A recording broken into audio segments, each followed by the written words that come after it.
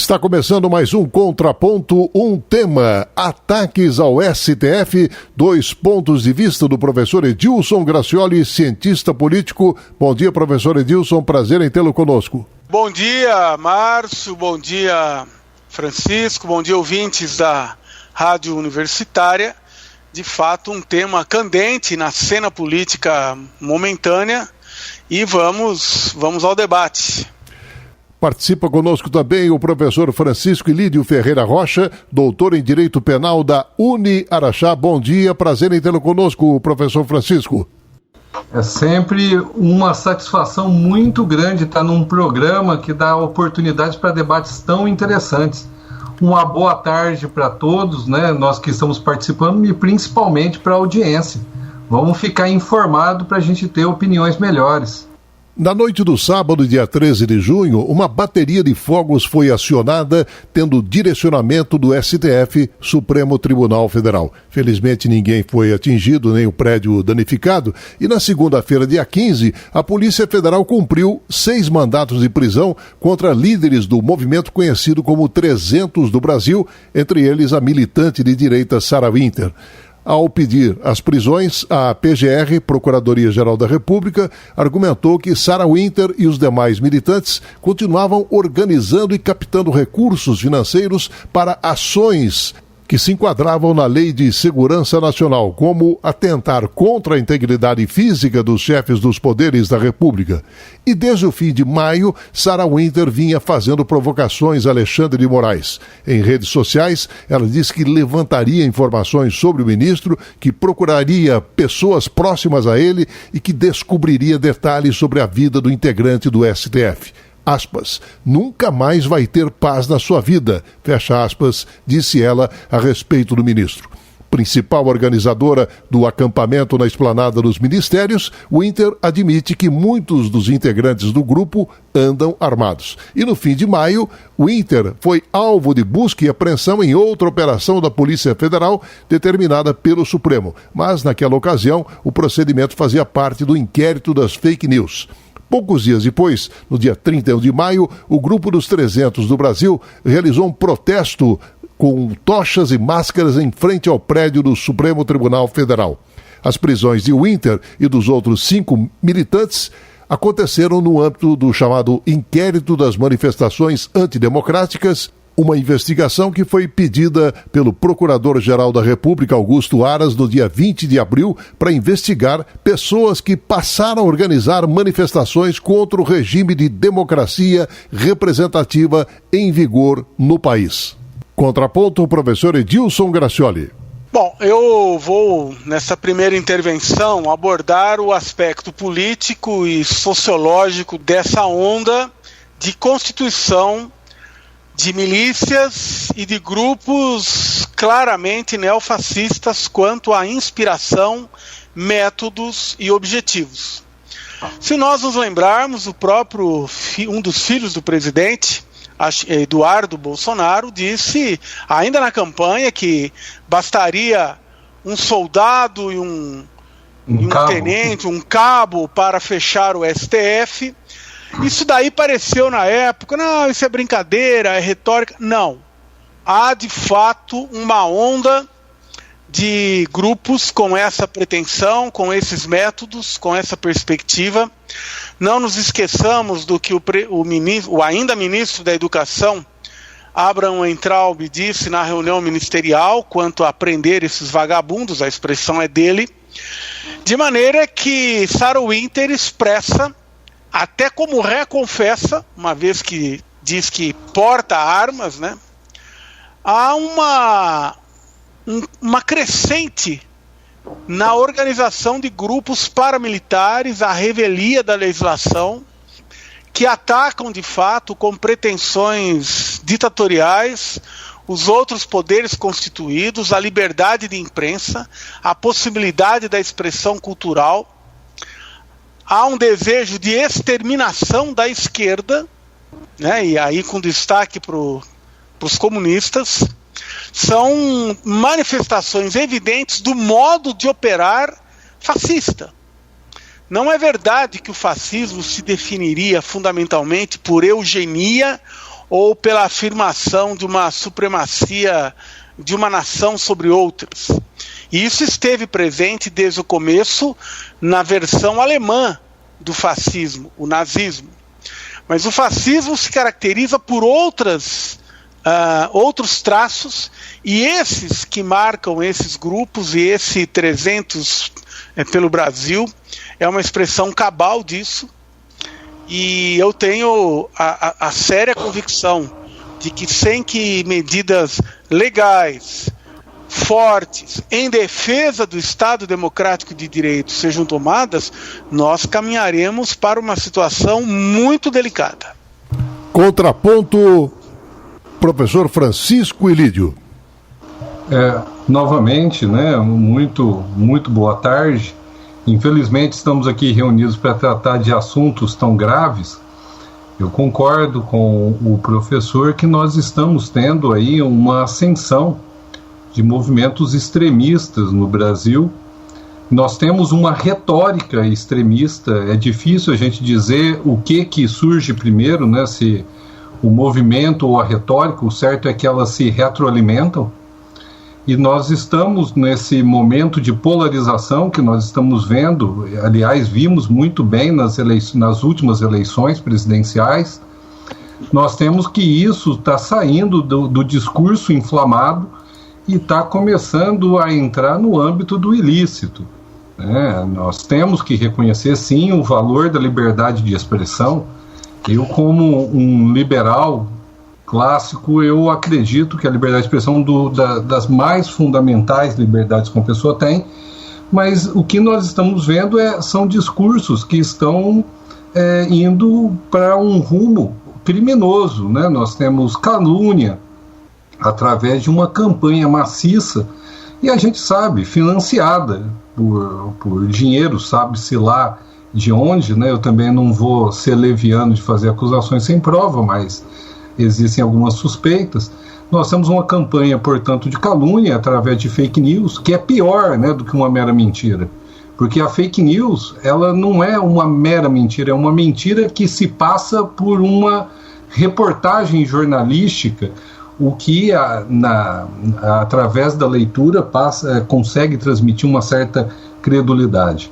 Mas para além da calúnia, nós temos ameaças, né? O ministro Alexandre de Moraes, ele leu algumas ameaças, pessoas falando sobre assassinatos. Nós temos aí ameaças de estupro contra as filhas dos ministros do STF, uma coisa horrenda. Em fevereiro mesmo desse ano, a Polícia Federal, através de sessões especializadas, né, explorando a Deep Web, encontrou um grupo que conversava sobre a possibilidade de um atentado pessoal. No sentido do atentado pessoal, estamos falando de homicídio contra os ministros do STF. Esse grupo foi desbaratado e está sob investigação, mas ainda assim subsiste isso como uma demonstração de como os ânimos estão, eu não vou falar exaltados, eles estão deturpados, né? Isso é uma degeneração da cidadania. E nós temos hoje essa questão especialmente dos 300 de Esparta,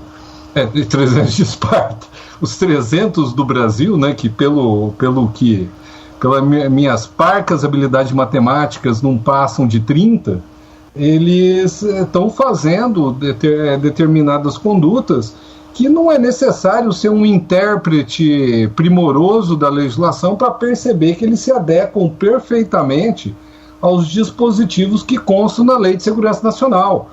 O artigo 22 da Lei de Segurança Nacional fala: fazer em público propaganda de processos violentos ou ilegais de alteração da ordem política ou social.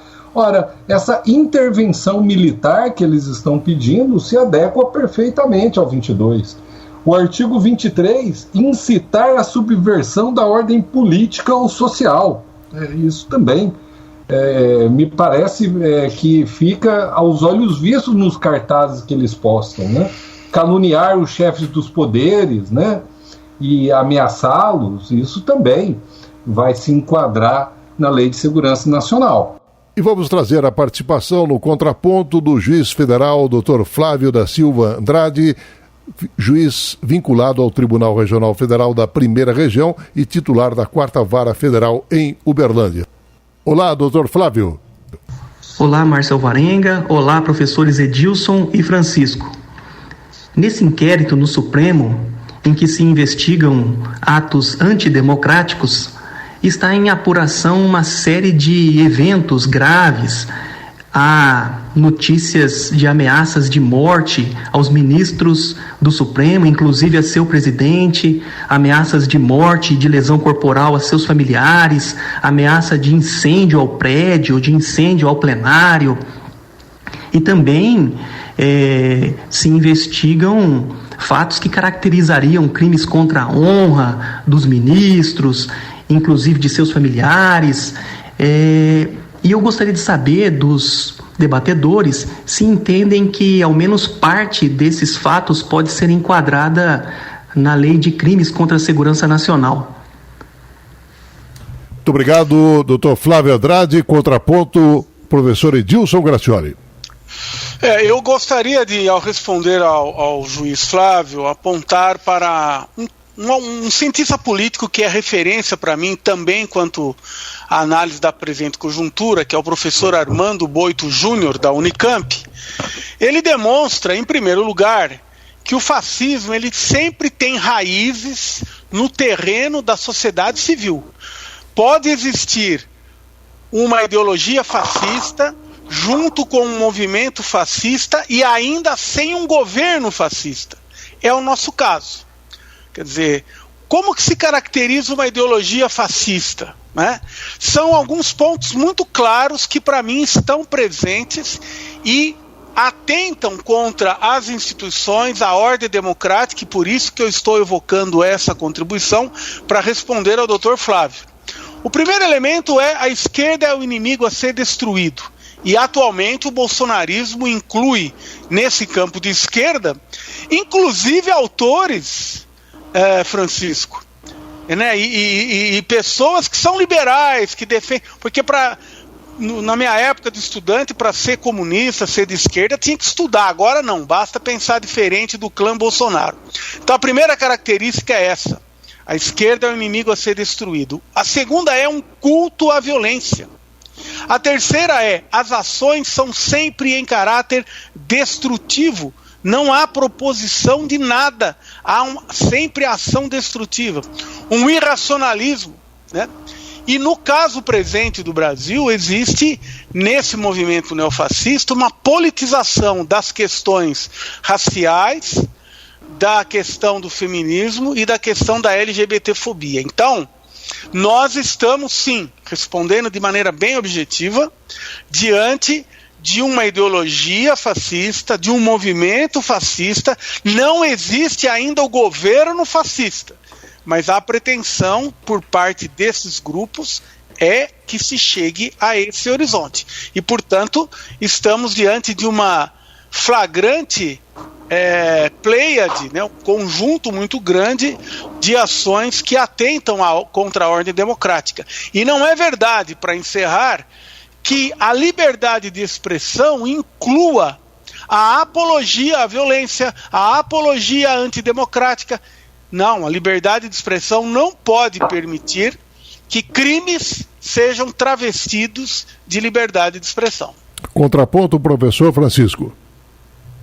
Bem, eu concordo com a análise do nosso colega, que muito bem expôs as questões sobre fascismo.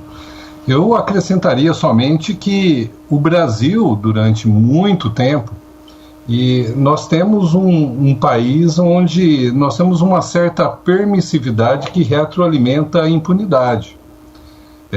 Existe, de fato, uma extrema-direita raivosa, né, e até me parece hidrofóbica, que tem aí algumas bandeiras, né, que a gente pode falar que não são conservadoras, elas são na verdade retrógradas, mas nós temos também uma certa tolerância com discursos violentos que infelizmente acabam culminando nesse caldeirão.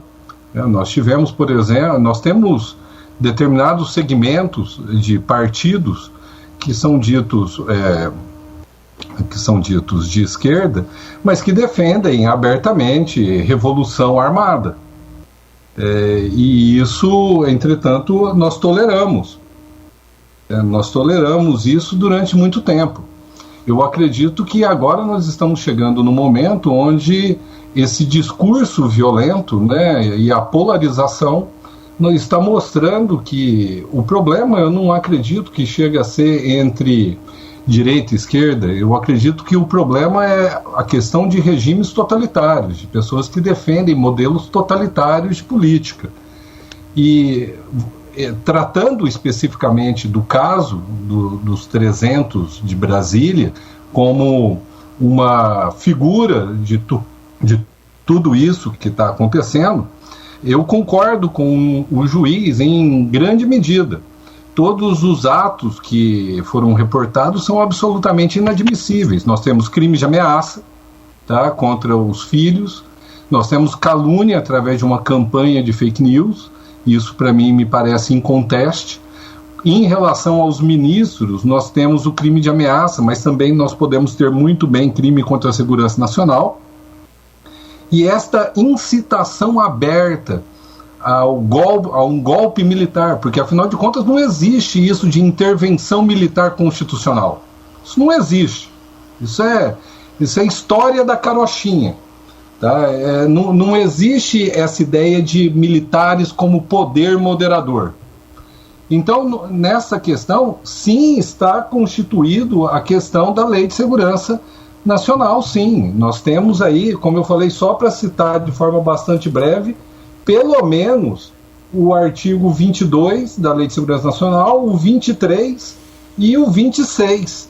Nós temos aí 3 crimes que são bastante evidentes. Claro que isso não retira as críticas que eu faço ao inquérito que é conduzido pelo STF, mas me parece que existem evidências muito que compelem a criação de um inquérito. Talvez não pelo STF, mas nós devemos investigar essas práticas que colocam em risco as instituições democráticas. Professor Edilson, queria que o senhor contemplasse a seguinte questão no seu contraponto. O recente ataque com fogos de artifício por parte de um grupo de apoiadores do presidente Jair Bolsonaro contra o prédio do STF trouxe à tona, de novo, a conturbada relação entre os poderes executivo e judiciário e que ficou ainda mais tensa na última semana.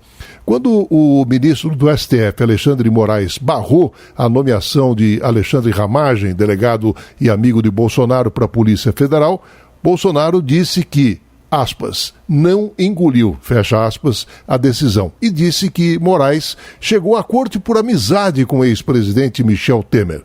E outro ponto atual de tensão é o inquérito das fake news, que investiga ameaças e ofensas contra integrantes da corte e também a suposta participação de parlamentares bolsonaristas na divulgação de notícias falsas e também organização de atos que pedem o fechamento do Supremo e do Congresso. Contraponto, professor Edilson. Bom, esse episódio, né, da nomeação do agora ministro do STF, Alexandre Moraes, revelou mais uma ignorância, mais um despreparo da parte do presidente Bolsonaro. Por quê? Está previsto na Constituição brasileira o mecanismo pelo qual é formada a Suprema Corte do país. Há uma indicação do presidente apreciada, sabatinada no Congresso, mais especificamente pelo Senado da República, ou seja, no limite nós podemos identificar na soberania popular a fonte de legitimidade do STF. Não é a soberania popular via voto que escolhe o Senado? A indicação é feita pelo chefe do Executivo. Aliás, esse é um modelo muito parecido com o que existe, por exemplo, nos Estados Unidos e também em alguns outros países. Então, não há, esse compadrio é muito questionável, existe uma relação institucional prevista pela Constituição. Agora, de fato, o presidente Bolsonaro não engoliu esse episódio. E esses fogos de artifício, né, eles têm muito mais como base para tal pirotecnia o episódio das fake news. Hoje nós estamos diante da mentira como método sistemático no convencimento da população. Esse processo vem da própria eleição de Donald Trump, depois a eleição de Bolsonaro. A Polícia Federal tem um processo de investigação que aponta para algo em torno de 2 bilhões de reais envolvidos em fake news à época da campanha de 2018. E esse processo tem que ser trazido à tona. Carlos Bolsonaro, né, e o chamado Gabinete do Ódio, pelas investigações em curso, há fortes indícios de que estão à frente disso tudo. E, portanto, o processo é muito grave, muito grave. Nós vivemos uma época de simulacro da verdade, de manipulação sofisticada, porque é verdade, a fake news, ela tem toda uma sofisticação. E me preocupa muito, me preocupou demais a ação do governo Bolsonaro de querer que o IBGE tivesse acesso a todas as contas de telefonia fixa e celular do Brasil. É um banco de dados, é um poder muito grande nas mãos dessa gente. E no contraponto, a participação do jornalista e gestor da influência, César Honório. Minhas saudações aos ouvintes da Rádio Universitária, também aos debatedores, professores Edilson e Francisco, ao Márcio, mais uma vez um prazer participar do Contraponto. Meu questionamento vai no seguinte sentido, né? Talvez mais uma provocação aos nossos dois debatedores. Até que ponto o próprio STF e os seus membros não têm responsabilidade também pelos ataques sofridos e por contribuírem por essa narrativa, tanto hoje, né, de militâncias à direita, mas no passado também à esquerda, a construção dessa narrativa contrária às decisões do STF.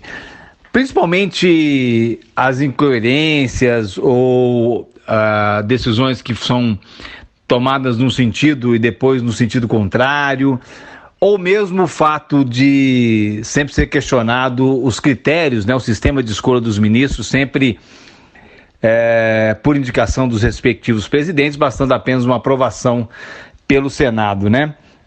Até que ponto essa estrutura montada em torno do STF e suas decisões muitas vezes contraditórias e as confusões criadas pelo próprio STF não acabam contribuindo para essa narrativa de ataque, né, colocando a Suprema Corte numa posição de defensiva e de desgaste constante. Essa responsabilidade também passa pelo STF, na visão dos senhores? Muito obrigado ao César Honório, contraponto o professor Francisco Ilídio. Muito ótima pergunta, um tanto complexa, tentarei simplificar. Inicialmente eu devo dizer que, do ponto de vista institucional, esse desenho que nós temos da escolha e nomeação do STF, principalmente em uma república no qual a democracia é uma democracia de conchavo, né, que eles gostam de falar das coligações de interesses que existem, ela é um pouco problemática porque, apesar dela funcionar relativamente bem nos Estados Unidos, lá eles têm, me parece, uma liturgia que é muito mais respeitada que aqui no Brasil, ou pelo menos uma ética pública que, apesar de mudar os governantes, existem alguns pontos que deveriam ser sagrados. Parece que para o Trump não tem muito sagrado, mas até um determinado ponto. O problema é que talvez nós tenhamos aí algumas escolhas que são notadamente personalistas. Em vez de você escolher um jurista de calibre insuspeito, nós temos aí a escolha de juristas que são orientados pelo seu lado ideológico e, pior, né, em alguns casos motivados por interesses. Nós vemos aí, inclusive com o governo Bolsonaro, uma coisa que me preocupa muito é que ele usa, inclusive, a nomeação para o STF como moeda de troca. Ele promete, parece que ele oferece nomeações como quem oferece bala. Me apoia aí que daqui a pouco, na próxima vaga, eu vou te apoiar. E isso aí me parece que é absolutamente antirrepublicano. E esse problema de nomeação fica ainda mais grave se a gente vê a Procuradoria-Geral da República, né? Porque o presidente nomeia, inclusive nesse caso agora do Bolsonaro, fora da lista tríplice, uma pessoa que vai ser responsável, no final das contas, pela incumbência de eventualmente oferecer denúncia, o que leva a uma grave suspeição sobre a pessoa. Sobre a questão da responsabilidade do STF, eu acredito que a gente não pode, vamos colocar assim, nós não podemos culpar a vítima por ameaças, calúnias que são desferidas contra ela. Mas, entretanto, o STF, nessa questão da crise democrática e institucional que o Brasil vive, ele tem sim uma parcela de responsabilidade, no sentido que esse STF ele é extremamente ativista, e o ativismo ele acaba inserindo ali a judicialização da política. Nós nunca tivemos uma judicialização tão intensa do STF, a ponto que o nome dos ministros é conhecido pela população, porque eles passaram a ter uma influência direta na política diária. E tem um problema maior ainda, que é a questão de segurança jurídica, né? O STF ele muda as regras do jogo e parece que essa alteração ela depende muito de quem está sendo julgado. Nós temos aí que até 2009 podia ter prisão até sentença condenatória de segundo grau. Depois de 2009 não podia mais. Em 2016 passou a poder. Ano passado não pode mais. E muda a corte? Não muda a corte. O que muda é a composição da corte. Nós deveríamos preservar os entendimentos da corte, só que o que está acontecendo é que conforme muda o ministro, eles querem revisar todos os precedentes. E como a democracia ela parte da ideia de respeito às regras do jogo, se as regras são fluidas e mutáveis a ponto de levar à incerteza, você perde a confiança na instituição e perde a confiança na própria Constituição. Então, nesse sentido, eles têm uma parcela de responsabilidade na crise institucional. Evidentemente que isso não justifica ameaças, isso não justifica propaganda golpista nem intervenção militar. Ok, professor Francisco, vamos agora ao contraponto do professor Edilson. Antes, eu queria a seguinte observação, professor Edilson, que o senhor contemplasse aí no seu contraponto. O ministro do Supremo Tribunal Federal, Alexandre de Moraes, na última terça-feira, ele determinou a quebra dos sigilos bancários de 10 deputados federais, um senador, aliados ao presidente da República. E a Polícia Federal cumpriu mandados de busca e apreensão em endereços ligados a 21 pessoas, entre elas o blogueiro bolsonarista Alan dos Santos, que é conhecido por Alan Terça Livre.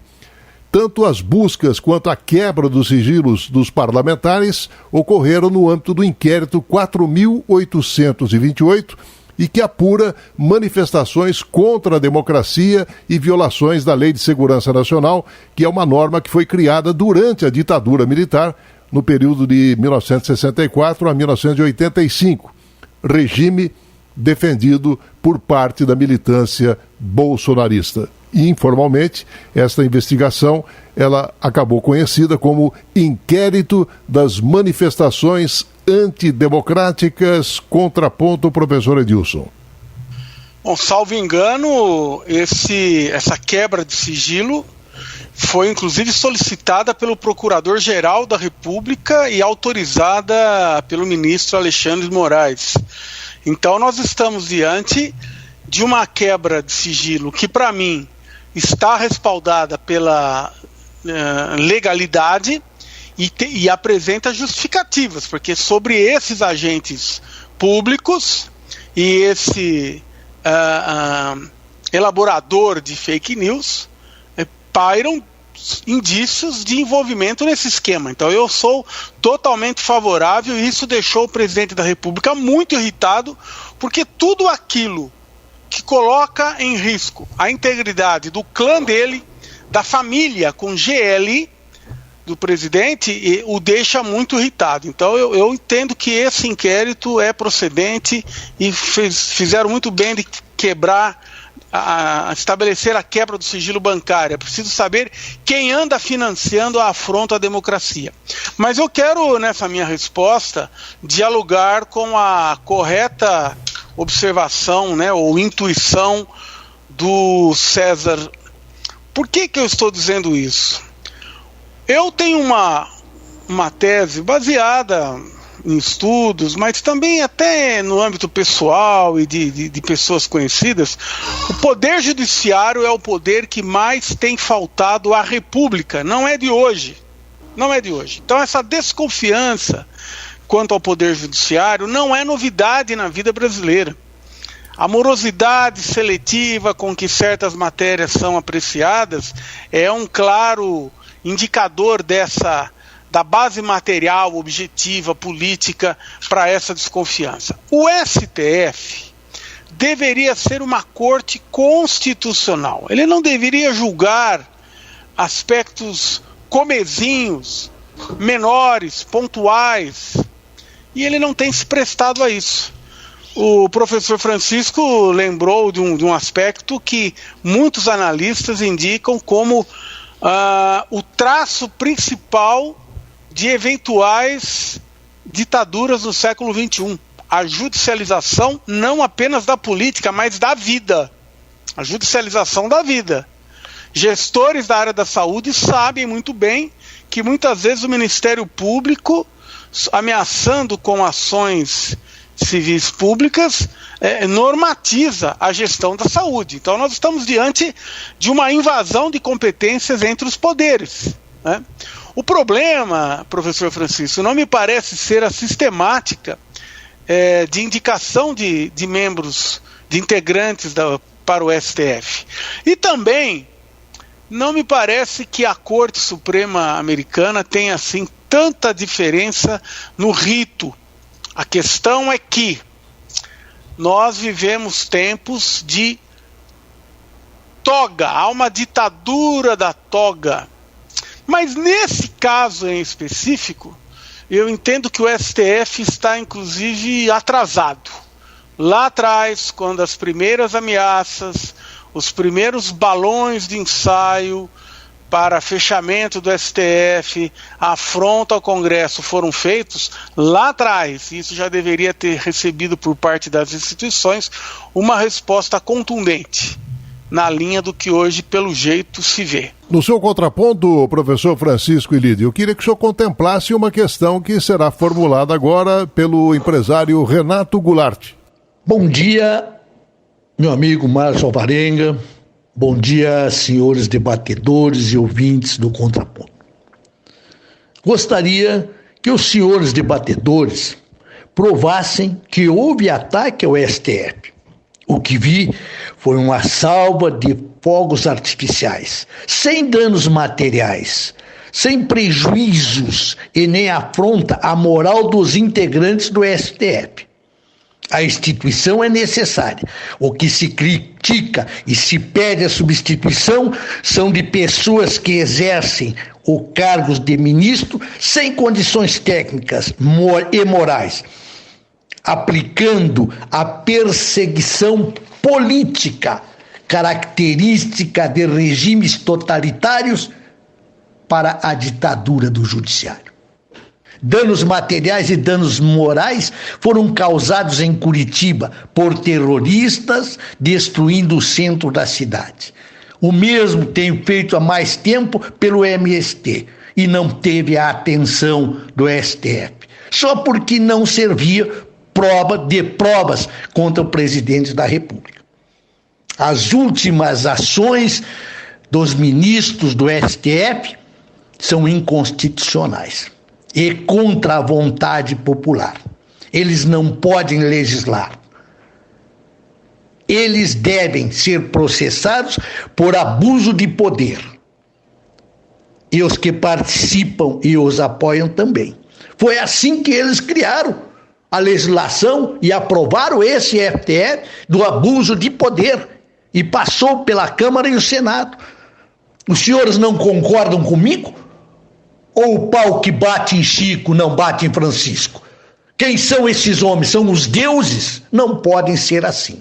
Nós temos que ter igualdade e não podemos aceitar todas as críticas que são feitas ao presidente da República, se são verdadeiras, que condenam e prendam aqueles que estão errados. Mas os que estão errando também contra o governo têm que pagarem as suas penas. Nós temos que fazer a coisa ser igual. Democracia é ter responsabilidade daquilo que se afirma. A responsabilidade e o processo penal contra as afirmações, as injúrias, isso deve se fazer. E tem que ser de todos os lados, não de um lado só. Por favor, me responda. Obrigado pela participação do Renato Goulart. Contraponto o professor Francisco Ilídio. Bem, olha, essa questão, eu sempre me lembro das lições da minha mãe. Minha mãe, toda vez que me pegava fazendo uma peraltice, e eu, do alto, já talvez eu tivesse uma vocação para o direito, falava assim, mas o fulano faz. A minha mãe sempre falava, mas você não é o fulano, você não é o filho do ciclano, você é o meu filho e meu filho não faz isso.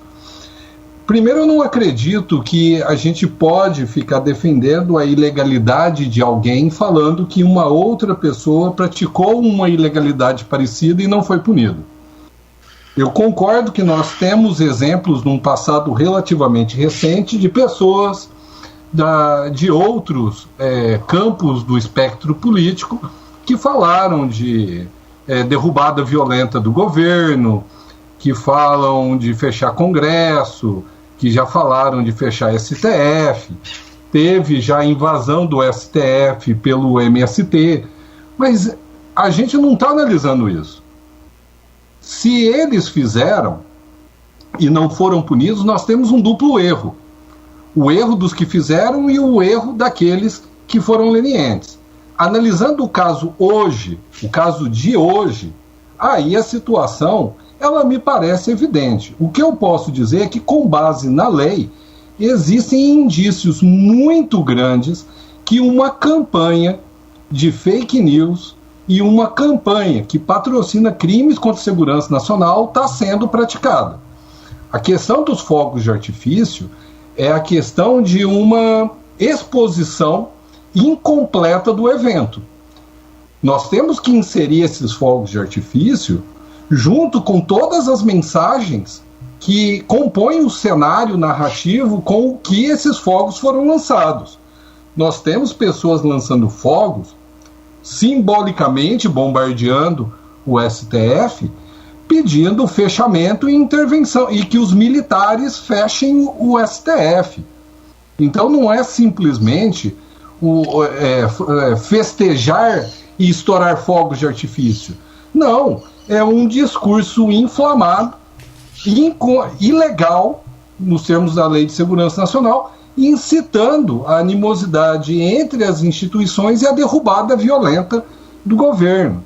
Então, eu não acredito que nós podemos utilizar as lições do passado, que indicam a impunidade, para sustentar que a impunidade tem que continuar. Aliás, não foi esse o discurso desse governo. Nós vamos fazer tudo diferente do anterior. Mas se fosse para continuar tudo igual, deixava o governo passado, Então, não tem sentido, né, justamente esses que se dizem diferentes adotarem as práticas que eles condenam do outro espectro político. Tem realmente indícios de crime, tem que investigar. Me parece que existem indícios que esses deputados estão sim envolvidos, e nesse sentido eu não estou falando que eles devem ser condenados hoje, eu estou falando que eles devem ser investigados hoje, tem que ter o devido processo legal, colher prova, existem elementos de convicção suficientes para sustentar a prova, aí a gente tem que falar de um devido processo legal que culmina numa condenação, mas existem elementos suficientes para uma investigação, sim. Okay. Isso eu não tenho dúvidas. Ok, professor Francisco. No seu contraponto, professor Edilson, queria que o senhor contemplasse a seguinte questão, ainda respondendo, claro, ao Renato Goulart. Nas últimas semanas nós tivemos discussões sobre a teoria da separação de poderes, que aliás é uma questão que vem lá do século XVIII com Montesquieu, né? Com a ideia de não concentrar os 3 poderes numa pessoa ou num órgão, dividindo aí o poder para afastar governos absolutistas e ainda as próprias normas tirânicas. E essa teoria, professor Edilson, ela está na base da democracia e cada país democrático acabou moldando o seu sistema de governo em torno dessa separação de poderes. E no Brasil, claro, executivo, legislativo e judiciário, e cada um desses poderes são independentes e harmônicos, de acordo com a própria Constituição, no seu artigo 2º. Agora, considerando que os poderes precisam encontrar um certo consenso para essa atuação harmônica, qual a avaliação do cenário? Bom, eu discordo inteiramente das colocações do senhor Renato Goulart. Já tive a oportunidade de debater com ele. As nossas divergências são muito profundas, né? Essa operação de retórica de dizer que os métodos são os mesmos, não é verdade. Há muitas diferenças. Ele dá o exemplo do MST. Eu quero lembrar que o direito à vida é o principal direito consignado e consagrado no artigo 5º da Constituição Federal. O direito à moradia, portanto, é fundamental para isso. Então eu não vejo nenhuma semelhança entre o que ele chama de atos terroristas da esquerda. Não, isso é uma fake news também. Tá? Então, a divergência é total. A segunda parte mais importante da intervenção dele, eu de fato não concordo com o que ele sustenta, de que nesse momento não haveria ameaça, crime, violência contra as instituições do Estado Democrático de Direito. Sim. O fato de nenhum dos fogos de artifício ter atingido uma janela e estilhaçado uma vidraça no STF não significa que aquilo não seja uma estética neofascista. E aí isso me remete também a uma performance que esse mesmo grupo dos 300 fez em frente ao STF com capuz, lembrando a Ku Klux Klan e também a estética das manifestações nazistas. Isso é elemento de incitação contra a democracia, a favor da violência nesse tipo, é crime, sim. Agora, com relação à divisão dos poderes, nós podemos até, Márcio, voltar até um pouquinho antes do século XVIII, né, XVII, com John Locke, que lança as bases para aquilo que Montesquieu depois, no século seguinte, desenvolveria. Essa é uma teoria política e jurídica vinculada às noções, às concepções de democracia representativa capitalistas, né, que até outros países acabaram em alguma medida absorvendo. O que eu refuto e repudio é a interpretação que Bolsonaro e o bolsonarismo dão às Forças Armadas. As Forças Armadas não são um poder moderador acima dos demais e muito menos a serviço das pretensões ditatoriais, por exemplo, da presidência da República. Essa é a interpretação do artigo que fala de uma atuação das Forças Armadas em defesa da democracia, em defesa das instituições, é um enviesamento neofascista por parte de quem a faz. Não existe poder moderador no Brasil. Ele não pode ser nem as Forças Armadas, nem as milícias, nem o autodeclarado filósofo de Virgínia. No seu contraponto, professor Francisco, eu queria que o senhor contemplasse a questão que será formulada pelo seu colega, também da área do direito e também jornalista, Rick Paranhos. Olá, Márcio, e também meus cumprimentos a você e aos debatedores. Um tema muito bom. Hoje eu vou direto ao ponto. Nos últimos anos, devido a dezenas de escândalos políticos de corrupção, principalmente, e a falta de iniciativa dos próprios poderes legislativo e executivo em resolver os seus problemas, o Poder Judiciário lançou mão do ativismo judicial para, em algumas situações, usurpar o poder de legislar. E o Supremo gostou de fazer isso. De certa forma, tem exagerado em suas decisões e intervenções, o que tem aborrecido muita gente da extrema-direita e da extrema-esquerda, provocando, inclusive, ataques como estes dos últimos dias, que para uns não são ataques, não são atentados, mas para outros são.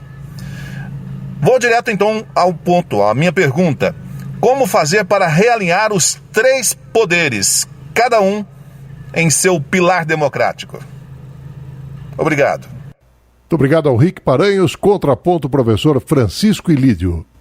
Olha, é uma boa pergunta, viu? Eu gostaria de ter uma resposta. Eu tenho algumas intuições sobre o caso.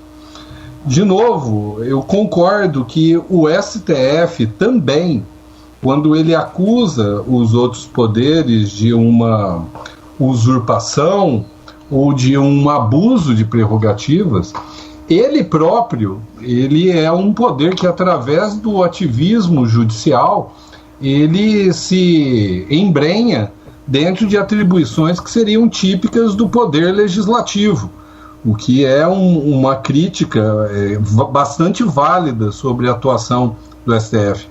Muitos ministros são solipsistas. Marco Aurélio é famoso por dar uma declaração que primeiro eu decido, depois eu fundamento. Ou seja, né, o primeiro é um ato de vontade e depois você vai tentar instrumentalizar o direito para encontrar fundamentos para sua vontade. Mas o decisivo para a decisão, ele deixa patente que é a vontade dele, que não deveria ser assim. De novo, nós temos críticas muito grandes. O STF, ele deveria se restringir. A minha primeira intuição de como pelo menos melhorar a situação é que o STF deveria se restringir a ser uma corte constitucional. O STF, ele tem competências que nenhuma outra corte constitucional do mundo tem. Se você pegar o número de julgados da corte norte-americana, num ano, eles julgam 10, 15, 20 casos no ano. Né? No STF vai parar tudo. O STF é uma curva de rio jurídica, vai parar lá habeas corpus de ladrão de galinha, vai passar questões tributárias, porque a nossa Constituição também, de certa forma, ela foi feita de uma forma bastante prolixa. O STF deveria restringir a sua competência. Qual que é o problema dessa solução? É que o STF, ele reclama que tem muito trabalho, mas ele próprio não quer diminuir, porque diminuir as suas atribuições é diminuir o seu poder.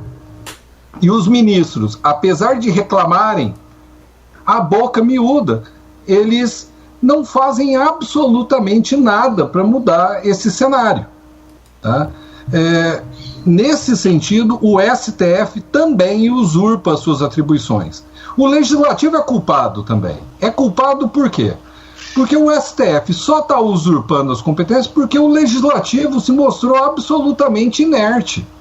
Aliás, durante muito tempo, o Legislativo era só um braço da vontade dos coronéis que se alinhavam com como tem até aquele o Luiz Fernando Veríssimo tinha aquela tirinha das cobras, né, que era o Durex.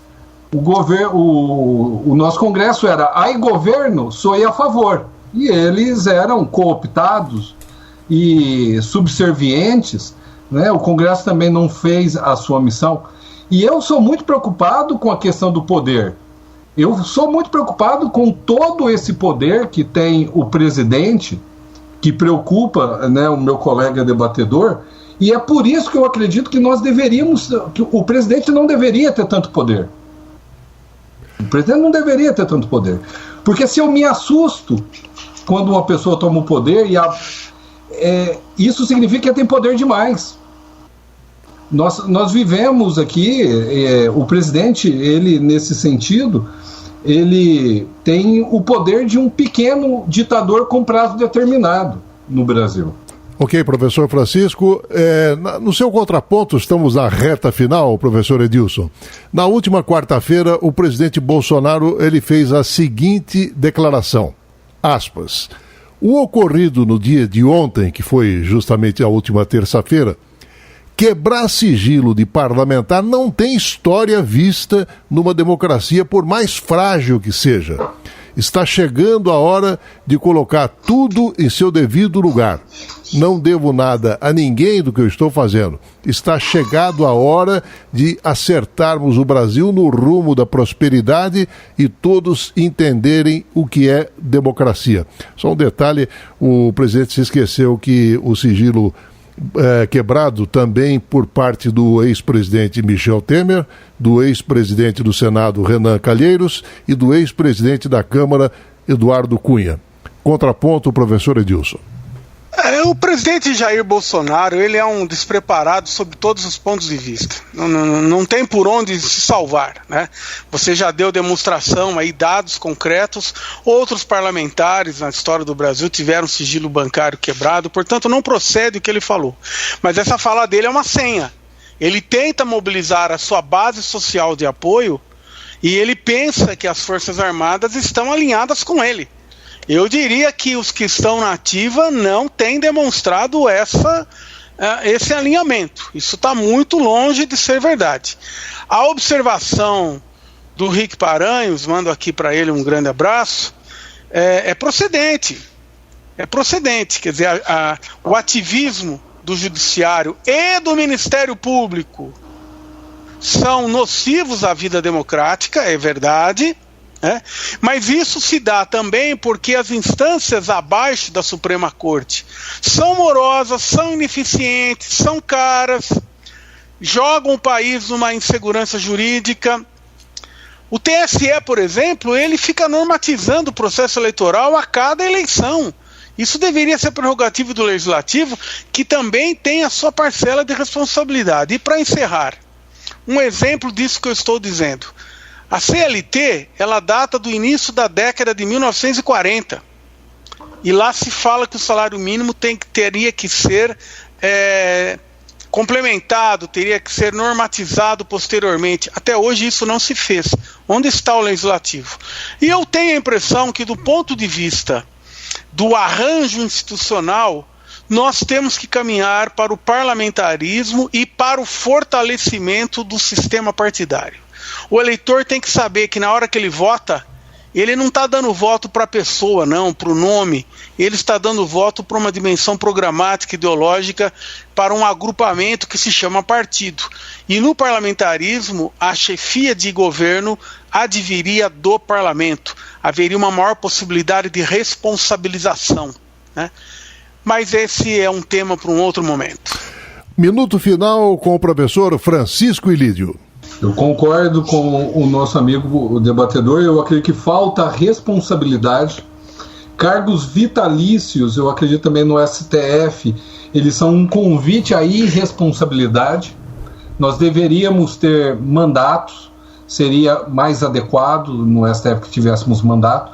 O parlamentarismo é algo que me agrada muito, porque nós podemos ter uma ideia de responsabilidade sem o trauma de um processo de impeachment, que é bastante complicado e cheio de vícios de natureza política e ideológica. E, enfim, nós temos que conversar mais, nós temos que debater mais, só que nós não podemos esquecer a dimensão da civilidade. Me parece que a política ela ficou absolutamente bárbara, no sentido que perdemos toda a urbanidade e a capacidade de discordar da pessoa sem querer estrangular o seu pescoço. Nós devemos voltar em tempos onde somos mais tolerantes com o discurso que nós não concordamos. Ok, professor Francisco Ilídio Ferreira Rocha, doutor em Direito Penal da Uniaraxá. Muito obrigado pela sua participação no Contraponto, professor. Eu que agradeço. Muito obrigado ao professor Edilson Gracioli, cientista político, participando de mais um Contraponto. Obrigado, Edilson. Muito obrigado, um grande abraço, foi uma satisfação participar desse debate aqui. E chegamos ao fim de mais um Trocando em Miúdos. Muito obrigado ao Benício Batista na edição, José Luiz Caetano, painel eletrônico. Marcamos um encontro para a próxima segunda-feira, 11 da manhã. Tenham todos um excelente final de semana. Até lá.